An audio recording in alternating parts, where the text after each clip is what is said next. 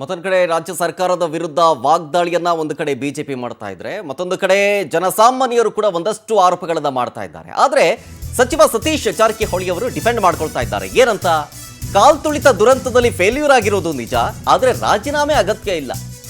ಹೀಗಂತ ಚಿಕ್ಕಮಗಳೂರಿನಲ್ಲಿ ಸಚಿವ ಸತೀಶ್ ಜಾರಕಿಹೊಳಿ ಅವರ ರಿಯಾಕ್ಷನ್ ಆಗಿತ್ತು. ಅವರೇನಂದ್ರು ಅಂದ್ರೆ, ಕೆಲಸ ಸರಿಯಾಗಿ ಮಾಡಿಲ್ಲ ಅನ್ನೋದು ತನಿಖೆಯಿಂದ ಹೊರಗೆ ಬರಬೇಕು. ಯಾರು ಅನುಮತಿ ಕೇಳಿದ್ರು, ಯಾರು ನಿರಾಕರಿಸಿದ್ದು ಅದ್ಯಾರಿಗೂ ಗೊತ್ತಿಲ್ಲ. ಎಲ್ಲ ಬೂದಿ ಮುಚ್ಚಿದ ಕೆಂಡದಂತಿದೆ. ತನಿಖೆಯಿಂದ ಸತ್ಯ ಹೊರಗೆ ಬರಲಿ. ಹೈಕಮಾಂಡ್ ನಾಯಕರು ದೆಲಿಕರಿಸಿ ವರದಿಯನ್ನ ಕೇಳಬಹುದು. ಇದ್ರ ಬಗ್ಗೆ ಮುಂದೆ ಈ ರೀತಿ ಆಗದೆ ಇರೋ ರೀತಿ ಎಚ್ಚರಿಕೆಯನ್ನ ವಹಿಸೋದಕ್ಕೆ ಸಲಹೆ ಸೂಚನೆಯನ್ನ ಕೊಡಬಹುದು. ಸದ್ಯಕ್ಕೆ ಸಿಎಂ ಬದಲಾವಣೆ ಏನು ಮಾಡಲ್ಲ ಅಂತ ಹೇಳಿದ್ರು ಸತೀಶ್ ಜಾರಕಿಹೊಳಿ ಅವರು. ಮುಂದೆ ಆಗದಂಗೆ ನೋಡ್ಕೊಳ್ಳಿ, ಫೇಲ್ಯೂರ್ ಆಗದಂತೆ ನಿಜ. ರಾಜೀನಾಮೆ ಕೊಡೋದು ಅವಶ್ಯಕತೆ ಇಲ್ಲ.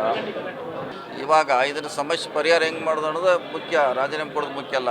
ತನಿಖೆಯಿಂದ ಹೊರಗೆ ಬರಬೇಕು. ಯಾರ್ದು ಸರಿಯಾಗಿ ಕೆಲಸ ನಿರ್ವಹಿಸಿಲ್ಲ, ಯಾರ ಪಾತ್ರ ಸರಿ ಇಲ್ಲ ಅನ್ನೋದು ವರದಿ ಬಂದಾಗ ಗೊತ್ತಾಗ. ಯಾಕಂದ್ರೆ ಯಾರು ಯಾವಾಗ ಟೈಮ್ ಕೊಟ್ಟರು, ಯಾವಾಗ ಪರ್ಮಿಷನ್ ನಿರಾಕರಿಸಿದ್ರು, ಯಾವಾಗ ಕೊಟ್ಟರು, ಇದು ಯಾರಿಗೂ ಗೊತ್ತಿಲ್ಲ. ಸೊ ಇನ್ನೂ ಮುಚ್ಚಿದ ಕೆಂಡ ಆಗಿದೆ. ಅದು ಅದೇ ಕನ್ಫ್ಯೂಷನ್ ಇದೆ. ಕಮಿಷನರ್ ಲೆವೆಲಲ್ಲಿ ಒಂದಾಗಿದೆ, DCP ಲೆವೆಲಲ್ಲಿ ಒಂದಾಗಿದೆ, ಇನ್ಸ್ಪೆಕ್ಟರ್ ಒಂದು ಲೆಟ್ರ್ ಬರೆದಿದ್ದಾರೆ, ಪೊಲೀಸರು ಒಂದು ಲೆಟ್ರ್ ಬರ್ತಾರೆ. ಇದೆಲ್ಲ ನಾವು ಹೇಳಲಿಕ್ಕೆ ತಕ್ಷಣ ಆಗೋಲ್ಲ. ಅದಕ್ಕೆ ನಾವು ಹೇಳೋದು ವರದಿ ಬರಲಂತ. ಹೈಕಮಾಂಡ್ ಜವಾಬ್ದಾರಿ ಇದೆ. ಮುಂದೆ ಆಗದಂಗೆ ನೋಡ್ಕೊಳ್ಳಿಕ್ಕೆ ಸಲಹೆ ಸೂಚನೆ ಕೊಡ್ಬೋದು. CM ಬದಲಾವಣೆ ಮಾಡ್ತೀರಾ, ಇವರೇ ಮುಂದುವರಿತಾರೆ? ಅದೇಗೆ ಬದಲಾವಣೆ ಮಾಡ್ತಾರೆ? 2 ವರ್ಷಕ್ಕಂತ ಎಲ್ಲೂ ಇಲ್ಲ. ಸೊ ಈಗ ಅವರೇ ಇದ್ದಾರೆ, ಇರ್ತಾರೆ ಅಷ್ಟೇ.